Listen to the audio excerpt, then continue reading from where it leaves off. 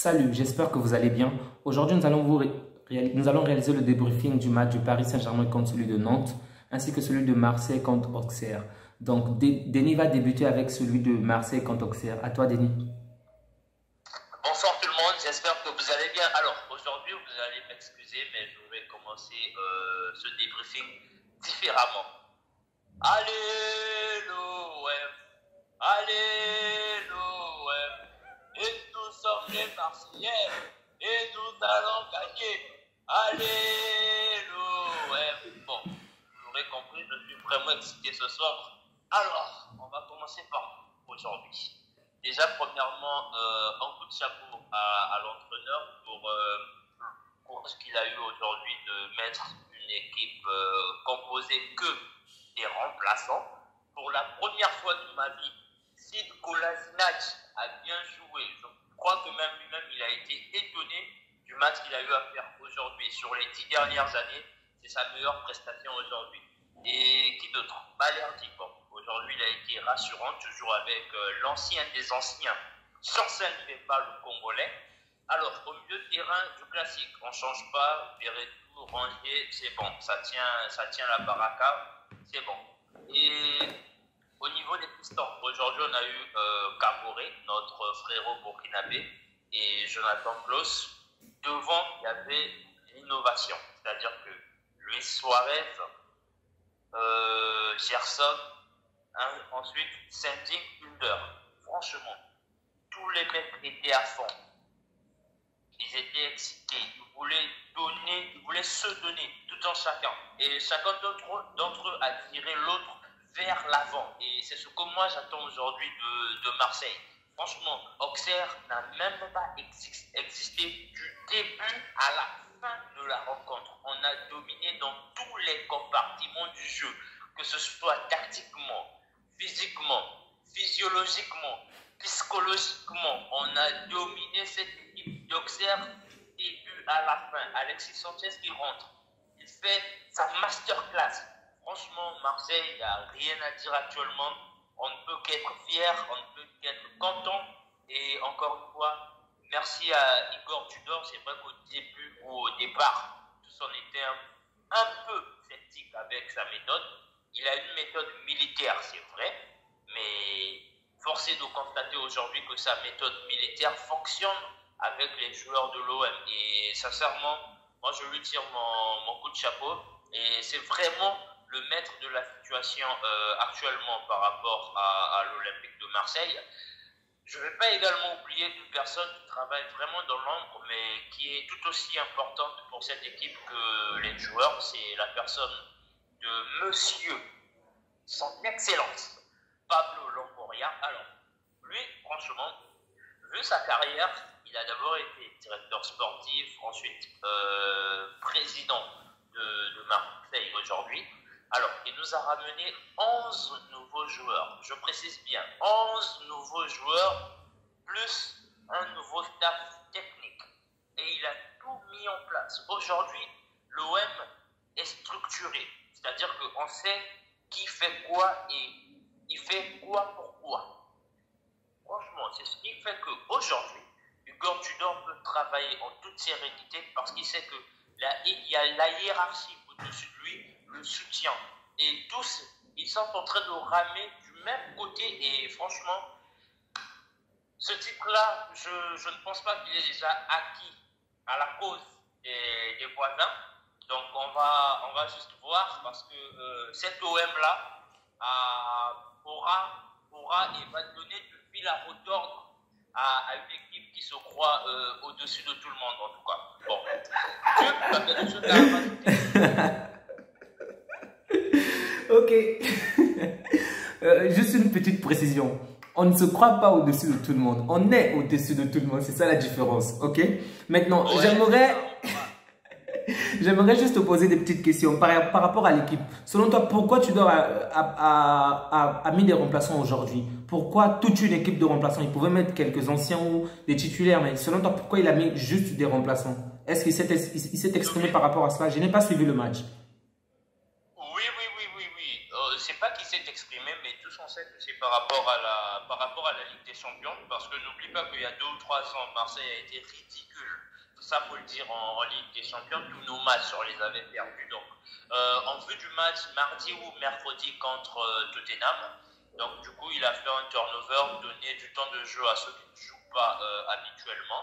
Donc, il en a profité pour les faire jouer et en laissant quand même 2, 3 cadres par ligne. Et c'est ce qui a fait qu'aujourd'hui, la majorité de l'équipe, ce n'était que des remplaçants. C'est en vue du match de Ligue des Champions contre Tottenham. Et suite à cela, on va également enchaîner face à Lille. Donc, en prévision de ces 2 grands matchs à venir, c'est pourquoi il en a profité aujourd'hui face à Auxerre, qui est quand même une petite équipe de Ligue 1. Il a profité de donner du temps de jeu à ceux qui ne jouent pas. En tout cas, c'est très bien réfléchi de sa part. Félicitations à Tudor. Ok, donc on se rend compte qu'il est très heureux que l'OM ait pu battre Auxerre, une petite équipe comme ça. Bon, on espère qu'ils vont progresser ainsi. Maintenant, je ne suis pas heureux parce que Marseille a battu Auxerre seulement. Non, je suis heureux aujourd'hui parce que Marseille, même avec ses remplaçants, ils ont pu maîtriser la rencontre de bout en bout. C'est-à-dire que chaque joueur savait quel était son rôle aujourd'hui. Et franchement, ça, il faut tirer le coup de chapeau à l'entraîneur. Parce que Marseille, même lorsqu'on jouait comme des petits à l'extérieur, on tremblait quand même. Mais aujourd'hui, là, ils n'ont pas tremblé, ils n'ont pas flanché et ils ont maîtrisé le match. Sans oublier que ce sont des remplaçants.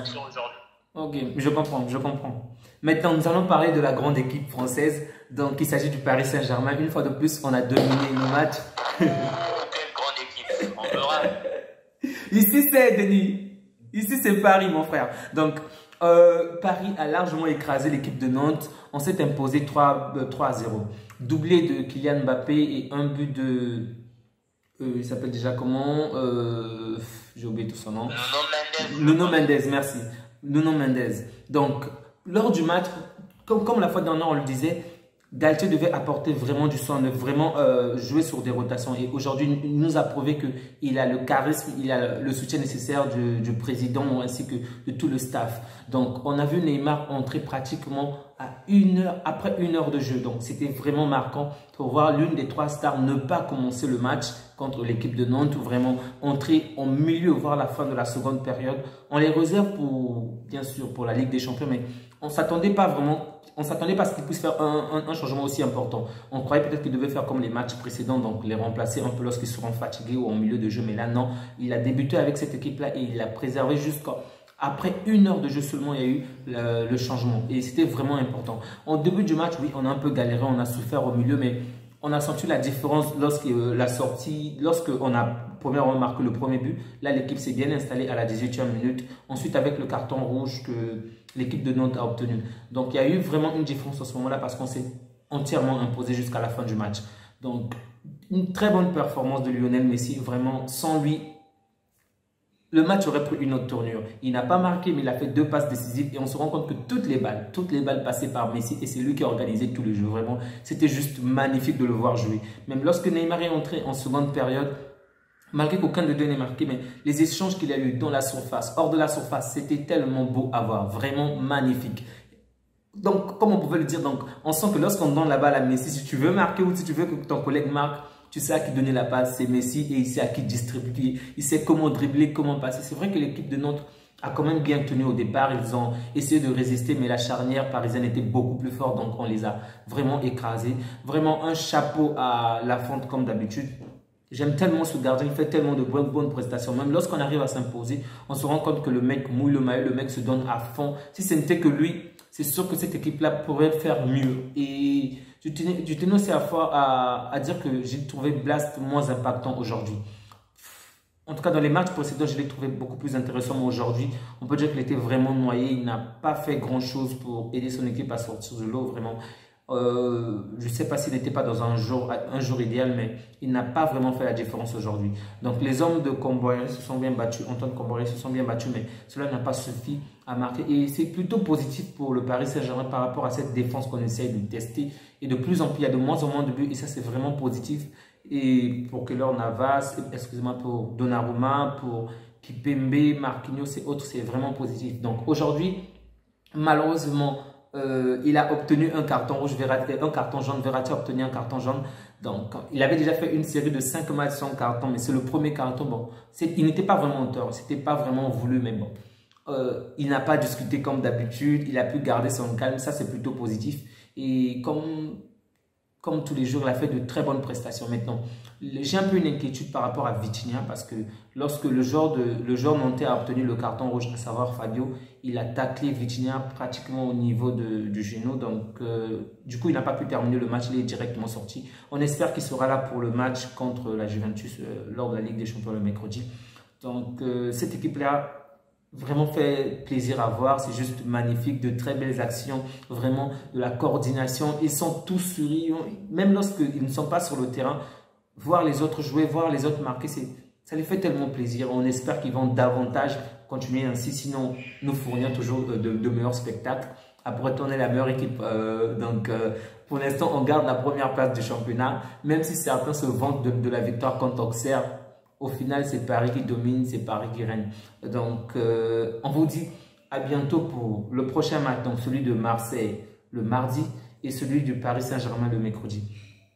Donc, n'hésitez surtout pas à nous faire savoir les thèmes sur lesquels vous voulez que nous puissions parler à travers les commentaires. Vous pouvez aimer, liker la vidéo, la partager. Vraiment, faites-nous des retours par rapport à nos échanges par rapport aux vidéos. Ça nous fait énormément plaisir. Donc, prenez bien soin de vous ainsi que de vos proches. On vous souhaite une agréable journée. Au revoir.